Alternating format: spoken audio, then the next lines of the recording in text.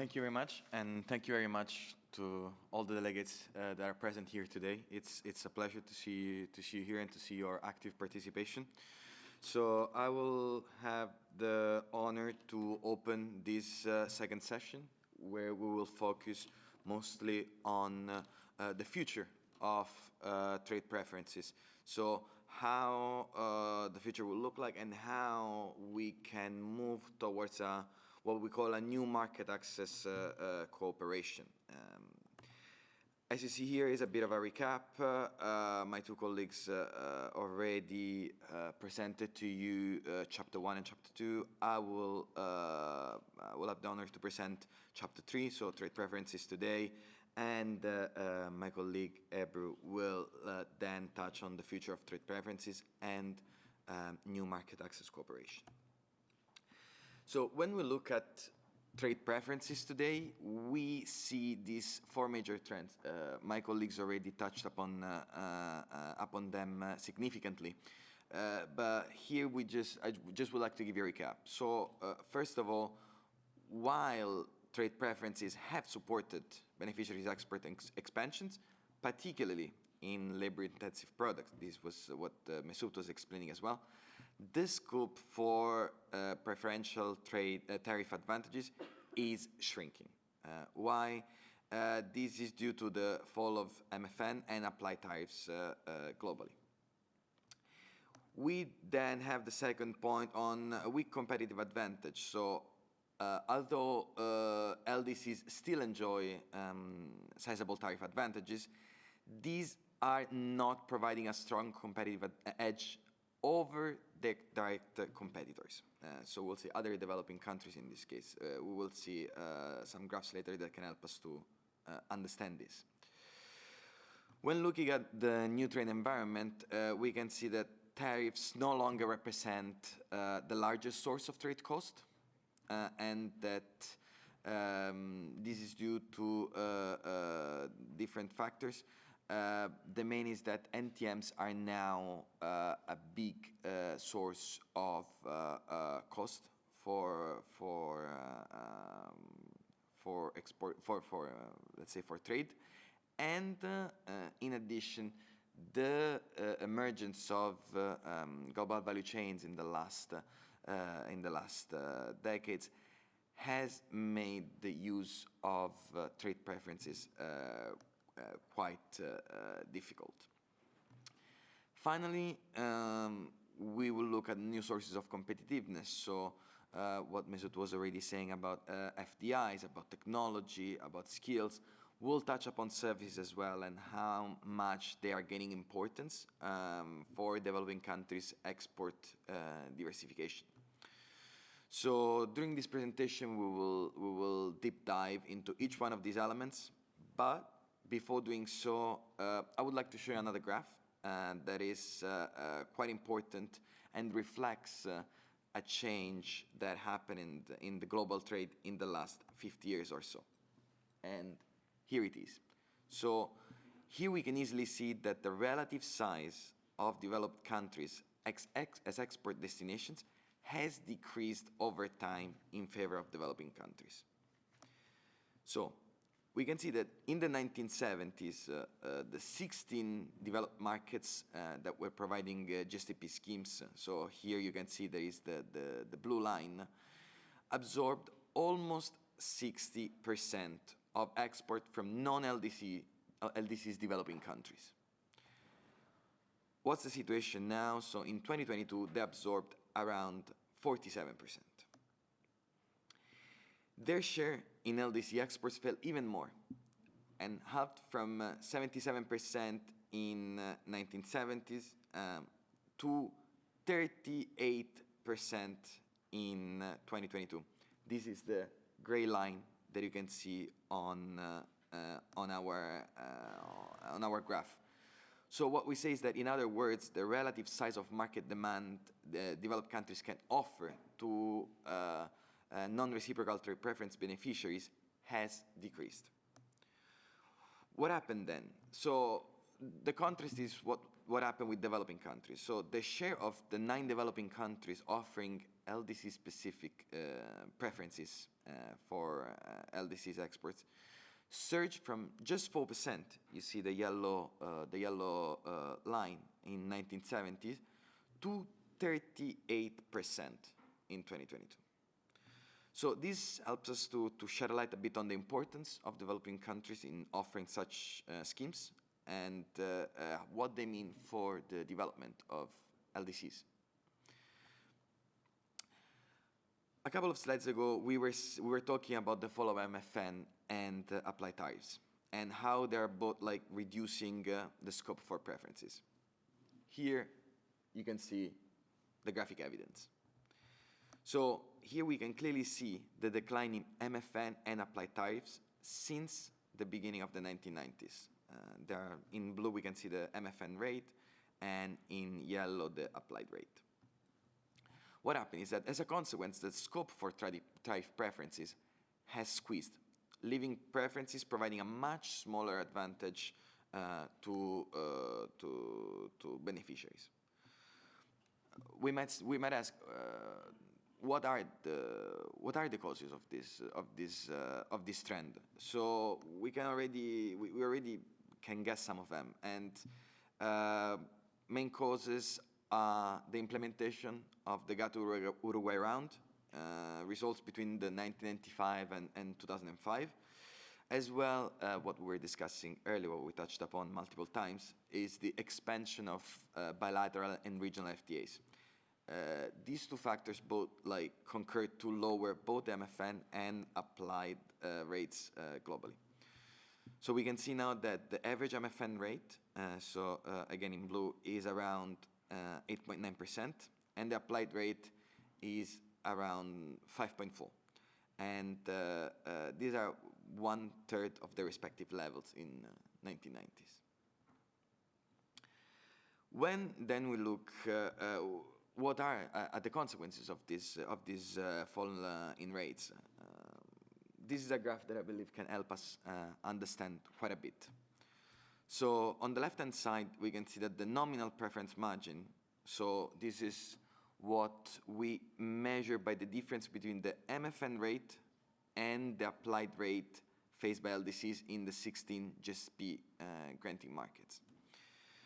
We can see that this has been quite sizable and remain, I would say, roughly constant between the beginning of our measurement until now, so between the 1990s and 2021. So there was not a big change in this. However, when we look at the second part of the graph, so on the right-hand side, we can look at the effective margin. So when we look at this, we can see that LDCs have a small effective margin of preferences over other developing countries, as both applied rates, as we saw earlier, fell during the last 3 decades. We know that LDC saw their tariff fall with the initiations of these LDC preference schemes in the 2000s, but since the applied tariffs to other groups also continued to fall due to what we were saying earlier, trade agreements, for example, this led to a quite slim effective margin of preferences for LDCs. So right now we can see that it's around 1.3 percentage points in 2021. So to go back to the introductory slide that we saw earlier, we can repeat what we said. So although LDCs still enjoy sizable tariff advantages, these are not providing strong competitive edge over the direct competitors anymore. So on what we see on the effective margin.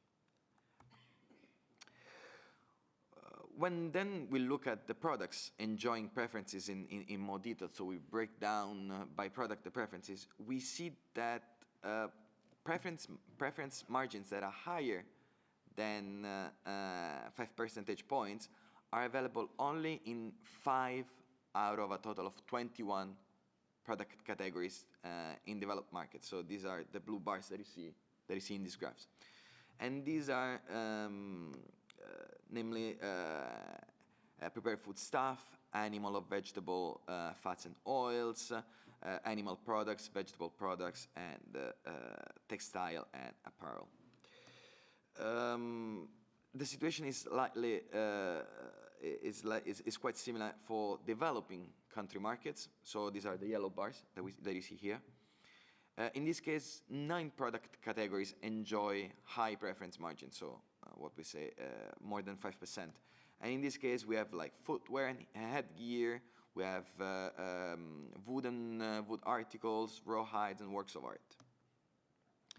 So we can notice that many of these sectors attracting high tariff protections, hence we say like large preference margins, are quite labor intensive. We see agriculture or like manufacturing, like textile and apparel. One important corollary to this slide is that export expansion to the trade preferences that have been provided, especially in labor-intensive sectors, have contributed to job creation in some beneficiary countries, especially when these countries had relevant productive capacities. We connect back to what Mesut was saying earlier, including a competitive labor force.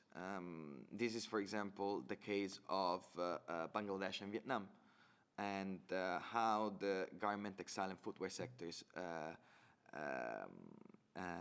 grew up, and how, for example, in these countries now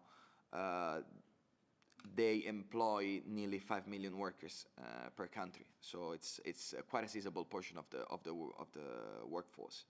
At the same time, most of this workforce is also female workers. So this helps as well to create job opportunities for let's say for women. If we then look at the third pillar of our first slide, so the new trade environment, we can see that now one of the main elements that changes, as we were saying earlier, is the emergence of global value chains. So we know that the dynamic trade growth in the 2000s was driven by a strong expansion of global value chains. And now these value chains are estimated to involve around 70% of world trade. So it's a very significant portion of trade, of global trade. As we see here, this is particularly evident for intra-Asian trade dynamics. So we see ASEAN here, how strong is the share of foreign value added in export in this region. We can then connect this topic of global value chains to the rules of origins requirements. So as global value chains trade requires imported inputs much more intensively, it has become more difficult for traders to fulfill the requirements related to rules of origins, especially for preferential tariff treatment, even for those products where significant preference margins exist. So if we look at existing research and their findings, we know that the higher the degree of processing, the more bindings the rules of origins are. And this makes it more complex to keep tracks of inputs to prove, and to prove origins, and increases the cost of claiming GSP benefits. And so this represents a relevant obstacle for the utilization of GSP schemes. What's the consequence? GSP utilization decreases with the degree of processing and increases with the availability of regional accumulation. So when regional accumulation is available in terms of rules of origins, this helps and increases the utilization of GSP schemes. In addition, having high thresholds for local value added, or the requirement to conduct certain specific processing activities locally, we touched upon this earlier as well.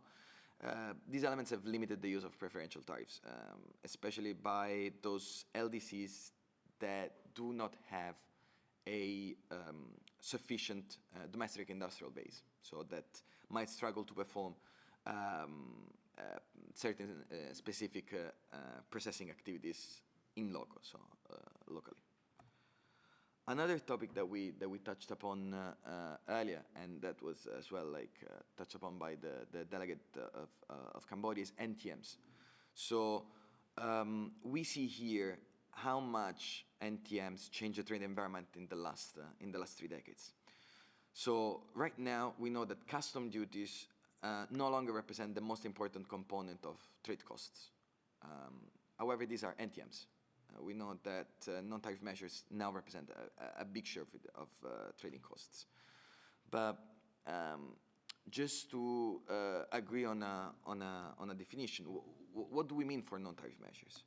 So what we mean is are all trade measures that restrict imports or exports of goods or services through mechanisms other than the simple imposition of tariffs. We can see in this graph here is 2 examples is sanitary and phytosanitary measures and technical barriers to trade.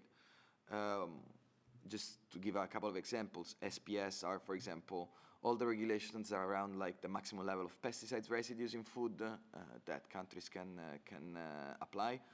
While TBT, for example, are these testing procedures for example, motor vehicle safety requirements. This is an example of TBT. But what do we see from this graph?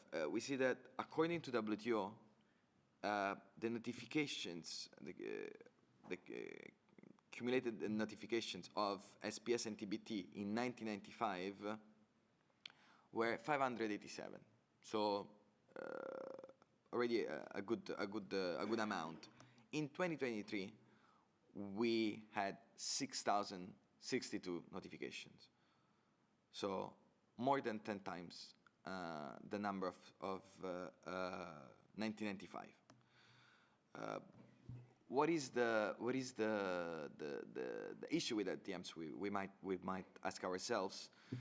As we said earlier, they represent a high compliance cost, especially for LDCs, especially for small countries and MSMEs, for small firms as well. And right now they stand at double the cost of tariffs. So it's around a cost of NTMs right now is around 7.5% against 3.9% of tariffs, and these can reach up to 21% for agricultural products. So a very significant amount of trade costs. Again, as we were saying earlier, we know that these costs are higher for firms in developing countries, and for them is quite more difficult to comply with this measure. So having strong NTMs, having relevant NTMs can basically nullify any cost advantages that might result from preferential tariffs in many developing countries. Passing to skills, this is a topic that we touched upon in as well earlier, and in the introductory slide, we can see now how more and more skilled labor has been used in production over the last 2.5 decades. So we can see both for advanced skills and advanced and intermediate skills. So we can see that, for example, for advanced skilled labor, the share of this element in employment is almost 1/3 of the world employment in the 2020s, and this is 11 percentage points higher than what it used to be in the 2000s. We can see a similar trend in the advanced and intermediate skills. So right now they account for around 2/3 of employment, and this is significantly higher than their share. We can see here in the word share in the 2000s. So we can see 67.2% against 54.8% at the world level. You can see that the trend is quite significant both for developed countries and developing countries. So we can see a similar trend. However, you can see that the skill gap between these two countries still persists. As the trend is similar, the gap continues to stay there. What is the consequence of this? So we know that advances in new technologies and let's say the increase in the skilled labor force have transformed the global production structure over, let's say, the last decades. So a lot of change, a lot of the technological change has been quite skill biased, and so we can see now that the skill bias is even accelerating now. So what does this skill bias means? It means that when we have a skill bias technological change, this means that relatively high levels of skills are required to use the technology. And productivity of and demand for high-skilled workers increase more compared to low-skilled workers. So this is a bit what we see for skills. Last topic we would like to touch upon is services. So here you can see how much services have been growing, and here in this case you can see in terms of production, but it has been a similar trend for trade flows, and how much they're becoming indispensable for the production of many goods. So we know that GSP and other trade preference programs target only trading goods. However, we know that services trade is growing much faster than merchandise trade, and developing countries' participation in services trade is also increasing. So what we see here, so what we see in terms of increase of services share in GDP in this graph, can be attributed to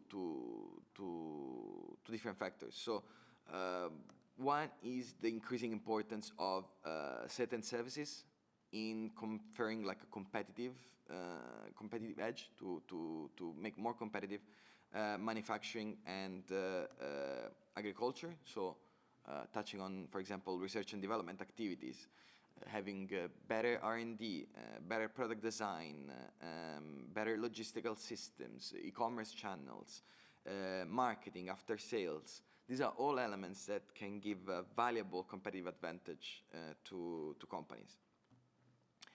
And especially like having a high value added of services incorporated in an exported good could really ensure like a competitive advantage and make, for example, imitations quite more complicated. So as we were saying earlier, in this graph we look at the share of services as a percentage of the GDP. The trend in trade, as I was saying earlier, is very similar. So global trade in services right now reach 7.6 trillion in 2023. And this is an average of more or less 4.7% of annual growth since 2005. So right now we're in a situation where services export growth has surpassed the merchandise trade growth of around 3.5% during this period. So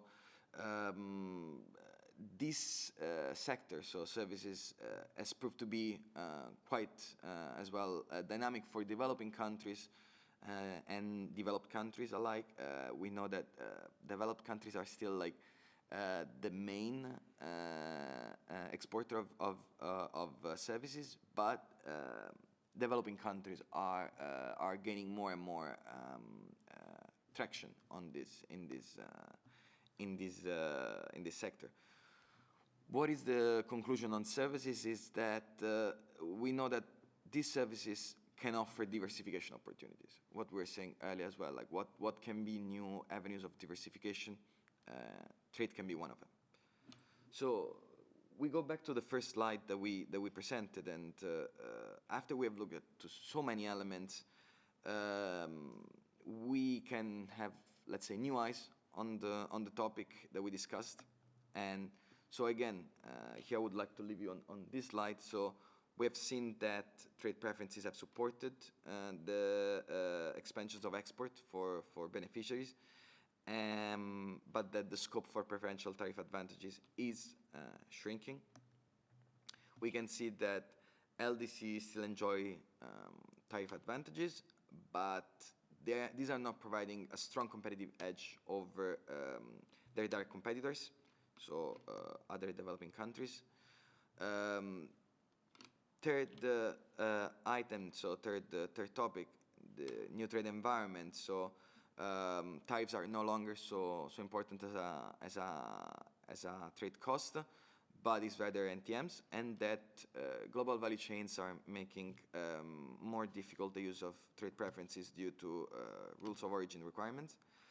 And finally, new sources of competitiveness, such as FDI, technology, skills, and services are emerging, and these are gaining importance for developing countries and will play a major role going forward.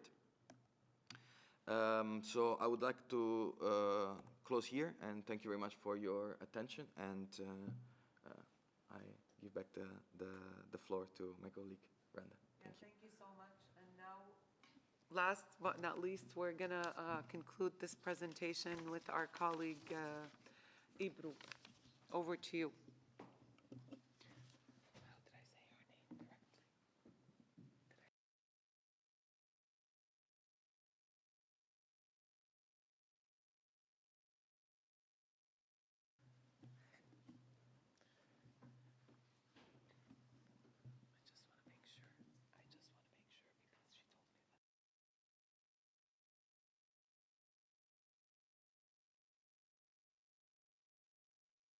Presence in our session today.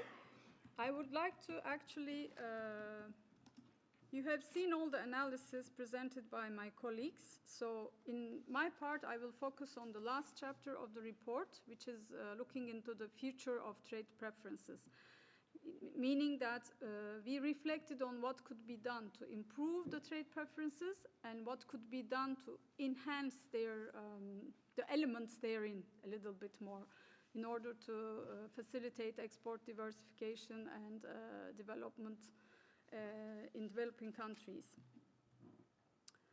So first, we asked the question, what changes and adaptations can we make to the design and operation of trade preference schemes to enhance their benefits for LDCs and developing countries?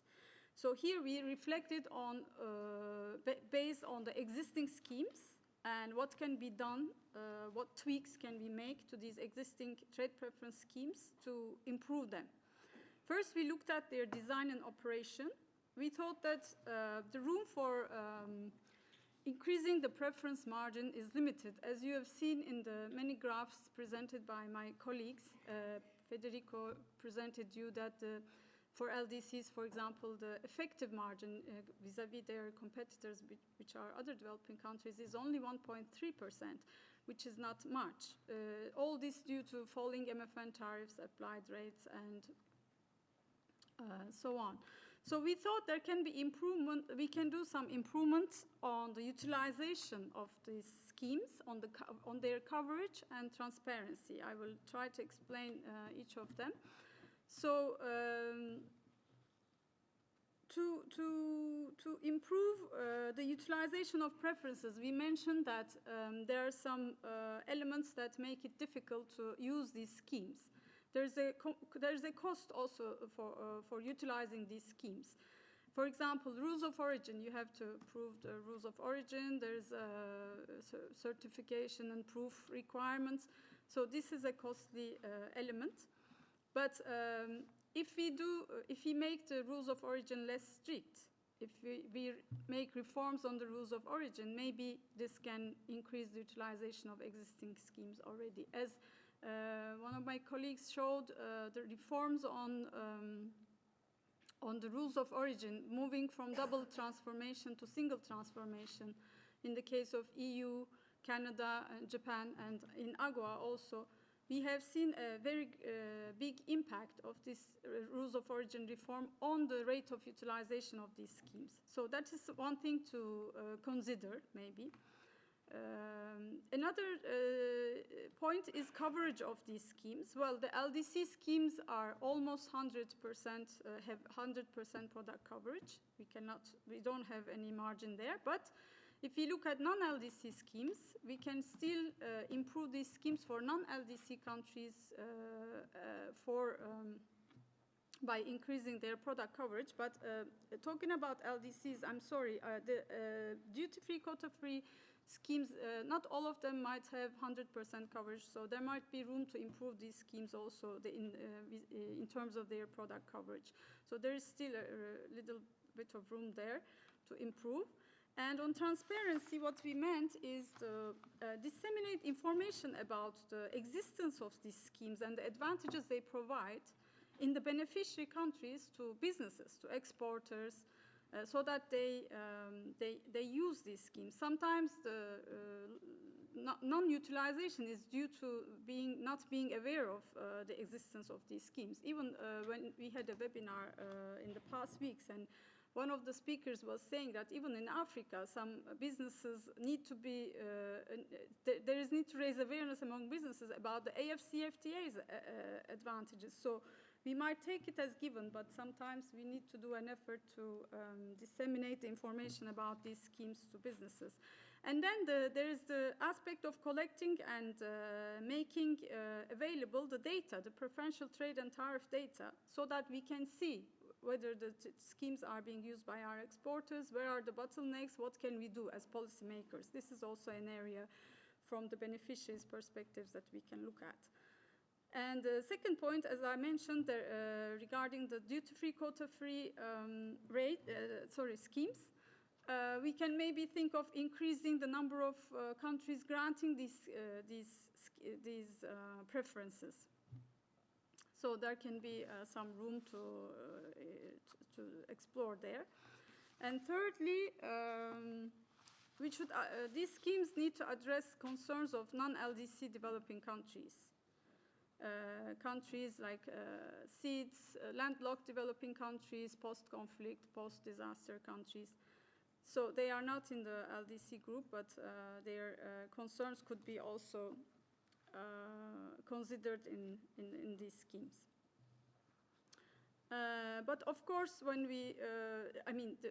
in terms of non-LDC developing countries, there's still room maybe to lower the preferential tariffs further, or to put in place better product matches, because they are not 100% product coverage usually. But of course, this comes, there's a trade-off there, because if we increase the preferences for non-LDCs, then it means the level playing field for LDCs will decrease, so there's a trade-off to consider there. And second area we thought could be worth exploring is coordination of these schemes. So making the process of trade preference schemes more participative.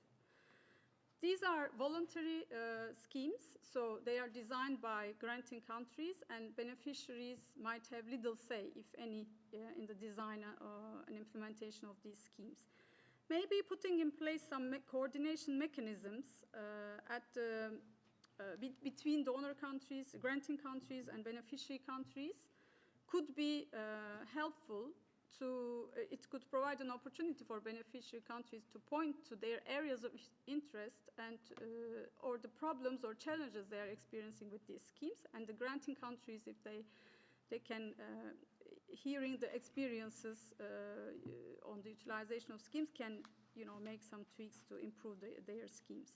So this can be something this coordination can be something to explore. At the international level, coordination between preference granting countries and beneficiary countries, and also among granting countries, could be considered to enhance the benefits of these programs. In the past, there was a special committee on preferences established during second UNCTAD conference in 1968. And this committee provided a forum to discuss trade preferences. identify the basic principles governing rules of origin, and conduct needs assessment activities with beneficiary countries to guarantee the alignment between the preferential treatment in the schemes and the development priorities of beneficiary countries. So today, a similar body could be considered for better coordination of these schemes and better alignment of beneficiaries' development priorities, and also granting countries' interests towards unified rules for beneficiaries. So that would reduce the cost of compliance and increase benefits for beneficiary countries. This body could also review the functioning of the system of trade preferences periodically and introduce maybe necessary improvements or suggestions so that the benefits can be increased.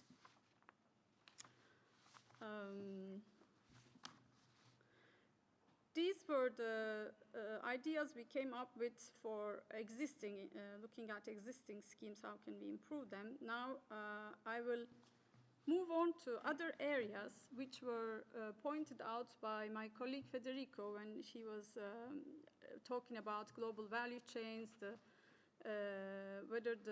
we asked the question actually whether these trade preferences which were conceived in the 1960s are still relevant in today's context. So the context, as Mr. Federico mentioned, it changed. The manufacturing process is no longer the same as in the 60s, 70s. We now talk about global value chains, and one final product is produced in many, many countries. And as you saw in the graphs, the foreign inputs embedded in the final product, the share of foreign inputs has increased over these decades. So are these schemes still fit for this changing new environment, as he called them? And if not, what kind of adaptation can be made to these schemes which can make them more relevant to today's context? So first, when we look at global value chains, well, now rules of origin in this manufacturing context becomes like a hurdle, like a constraint to be able to use these preferences, because there are many foreign inputs embedded in a final product, so it gets more and more difficult to prove the origin and certify, so it increases the cost of utilizing these schemes. So there can be something can be done on rules of origin to adapt them better to global value chain manufacturing context. And maybe one thing could be harmonizing rules of origin across preferential schemes. There are many preference schemes in place and different rules of origin under each scheme. If we think of it, then it becomes very complicated for businesses to comply with these different requirements under different schemes. So granting countries could consider harmonizing the rules of origin across schemes. I think Canada has done it across its own schemes, as mentioned before. So regional accumulation was also mentioned by my colleague, is an avenue which can be explored by those schemes which do not include it. Some schemes do have it. That could enhance, also promote regional value chains and facilitate the utilization of these schemes. And one last point is predictability and stability of these schemes. The challenge for businesses and investors especially is the time-bound nature of these schemes. So they are subject to renewal, they are subject to some assessments at the end of those periods, and granting countries reflect on whether they will extend. Like in the case of US, there was a big uncertainty, even for US importers. They were complaining and lobbying the government to renew and extend the GSP scheme, for instance. So this is the downside of the schemes. It could be maybe enhanced by I don't know, making them non-time bound.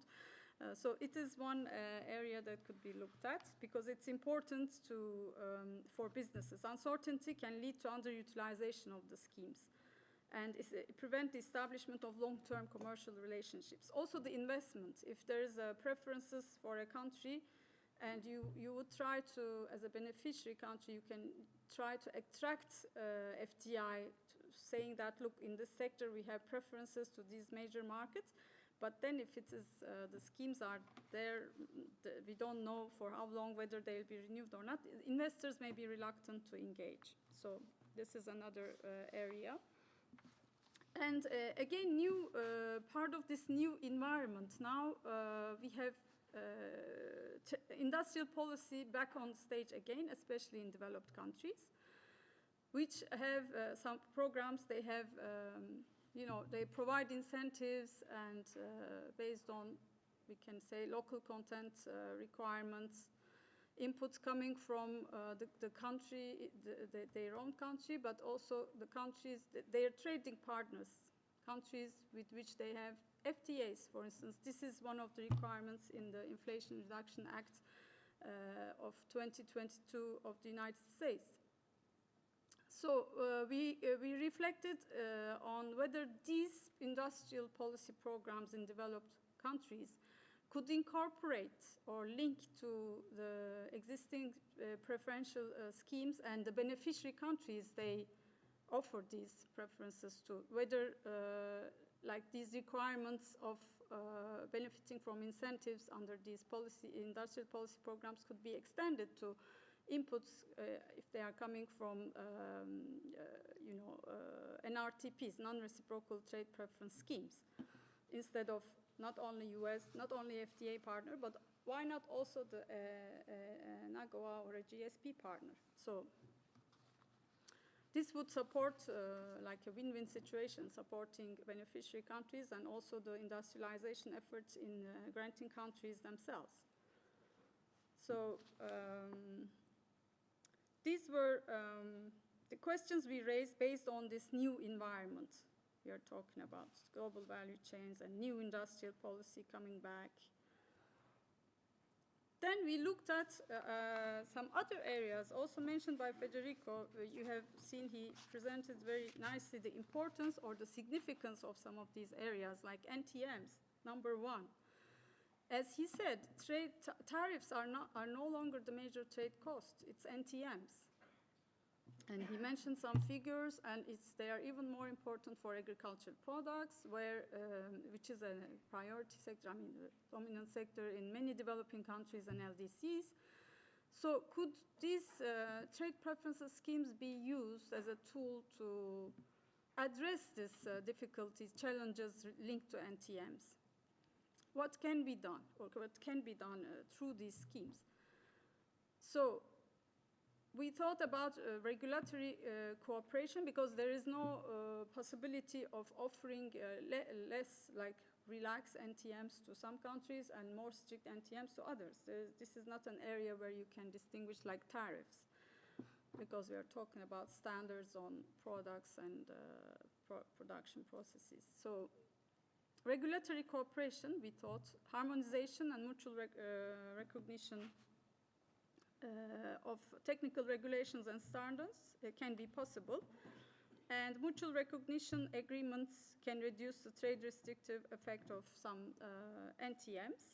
But of course, we recognize the difficulty of, for example, this mutual recognition agreements, the difficulty because which requires a comparable level of development that would translate into equivalent regulations.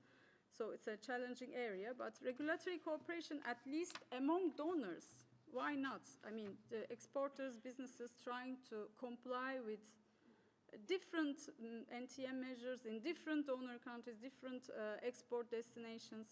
So if they had like more harmonized regulations and regulatory cooperation amongst themselves, that could even help reduce the compliance costs resulting from different regulations in different export markets. This could reduce substantially the trade costs, actually. If governments cooperate at the regional and international levels towards harmonization of standards, procedures, and requirements, these are elements that could be looked at to decrease trade costs further. And then capacity building support to lower the certification costs in beneficiary countries. We thought that Capacity building support could be provided to developing countries in terms of investment in quality infrastructure, for instance. Why not help them to invest and help them to improve their quality infrastructure in terms of testing products, quality control, and certification, that proof and certification procedures that prove that some standards and requirements are met. These are very expensive processes. So market access for exporters could be streamlined through conformity assessment cooperation, for instance. And actually, the WTO agreements on SPS and TBT, they provide for technical assistance to the exporting developing countries. So this could be explored. Of course, these are all very new, I mean, they're not new, but challenging areas, but how to link the preferences and these areas. We are just putting there the ideas and questions for all. You are the policymakers, so you can explore how you can raise these maybe in relevant circles. The other area, again, we saw the importance is services. So I won't go through, I had also notes on the importance of services trade, but my colleague Federico already presented with the graphs and analysis.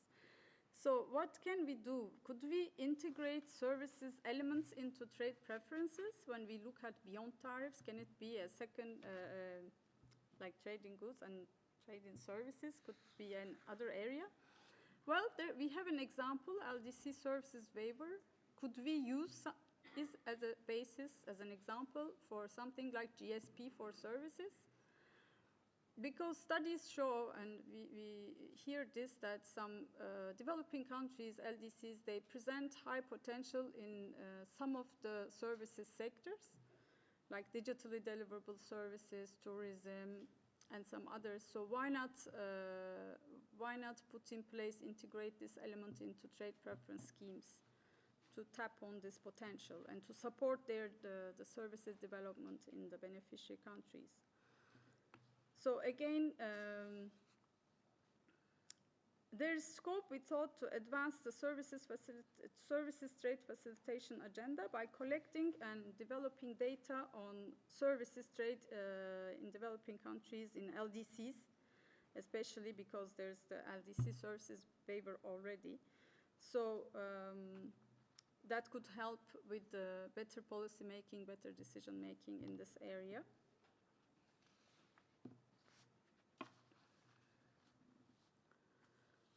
Some challenges, for example, have been identified in services area by LDCs in their submissions to LDC group, to WTO, that the challenges that undermine their ability to effectively participate in international trade in services include, for example, regulation, taxes and charges, visa and work permits, and other classical market access restrictions.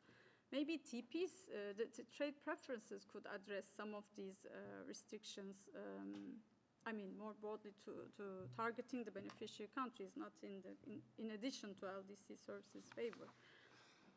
But these are the points the ideas we came up with in the area of services.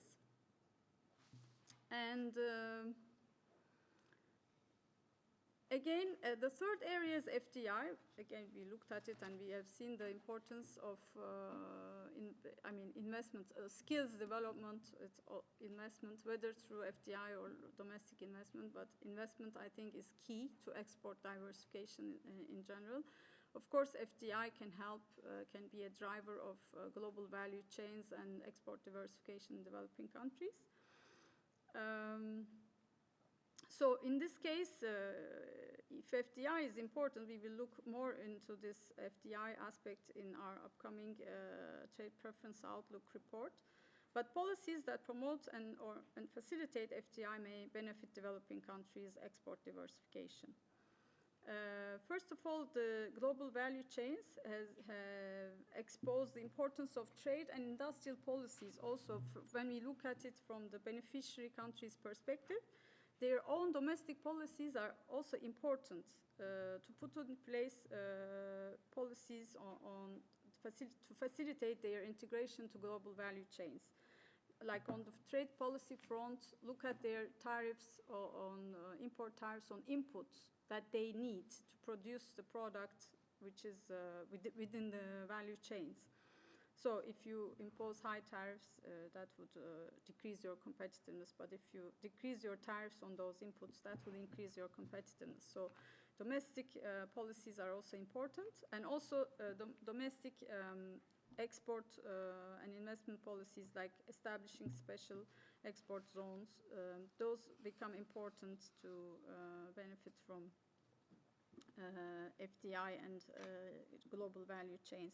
In terms of industrial policy, I think we have discussed this also through your questions, and my colleagues also referred to this. Productive capacities is the essence of actually how you can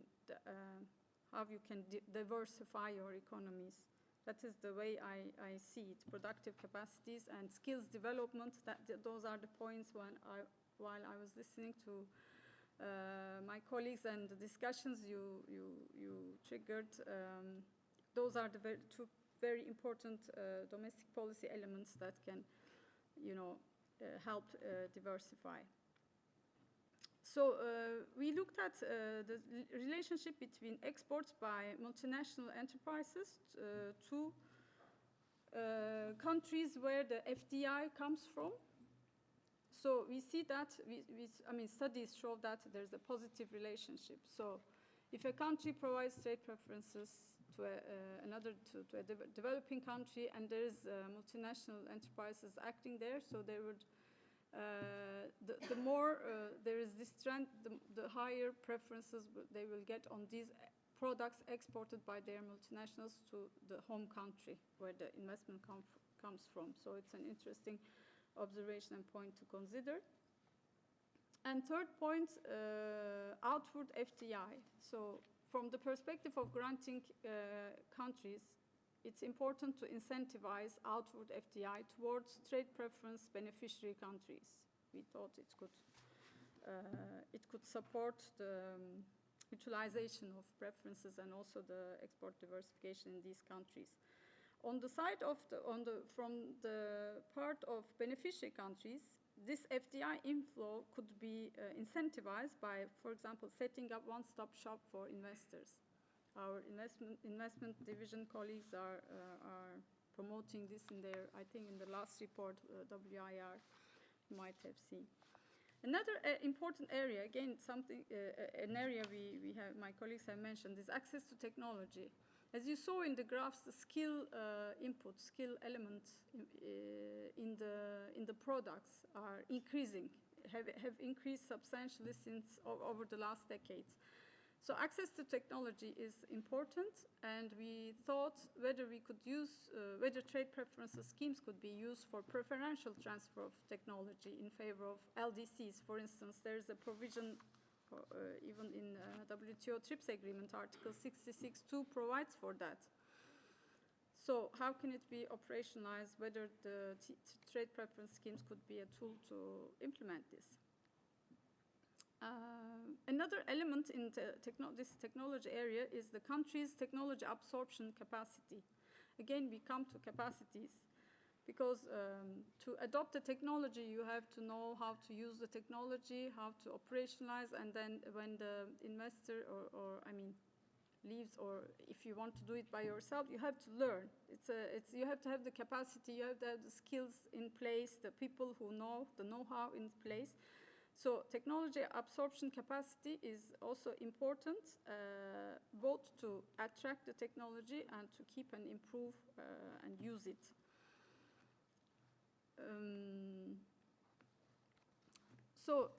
Of course, the absorption capacity depends on how educated and trained the workforce is and how much investment the country is doing in making in R&D and how effectively the innovation system works.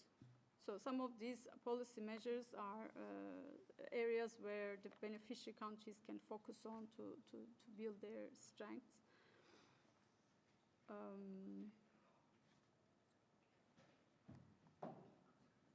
So consideration may be given to partnerships, maybe for technology transfer. So we have seen examples in other areas such as public health, why not using those examples to come up with some partnership arrangements for green technologies, for decarbonization of industries, through using these relationships provided by trade preference schemes.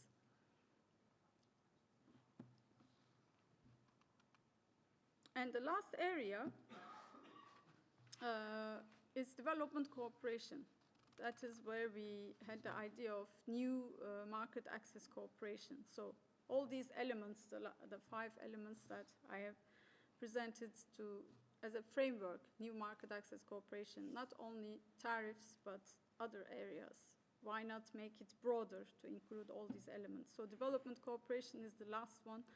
And why not have built-in development cooperation programs together with trade preference schemes to address the supply side constraints in beneficiary countries? Most of the questions my colleague Mesut had asked and tried to show you with graphs were why a few countries benefited from the schemes and why others did not benefit that much? Why was it only a few countries who could diversify their exports, and why not all across the board, not all the beneficiaries? So actually it came down to issues like having production capacity, some strong export sectors, and strong institutions. So we thought, NTMs being a major cost element, so we thought a built-in development cooperation could address these supply-side constraints and help beneficiary countries to develop these capacities, productive capacities, technology absorption capacities within their economies. And we looked at what is available out there. So we have Aid for Trade. We thought, could it be leveraged to combine these schemes, what they're offering? They're offering market access opportunities on the one hand, and this Aid for Trade is trying to strengthen the capacities in trading capacities in beneficiary countries. So if there could be somehow, they could be linked, maybe they would be more effective. And of course, last point under development cooperation is trade finance. It's an important issue, as you may know. The trade finance gap has reached $2.5 trillion annually. And the average amount of goods trade covered by trade finance in Africa, for instance, is 40% as compared to 60% in advanced economies. So we still have a room to think about this, how we improve this or incorporate this in the existing schemes, enhancing the availability of trade finance for developing country exporters.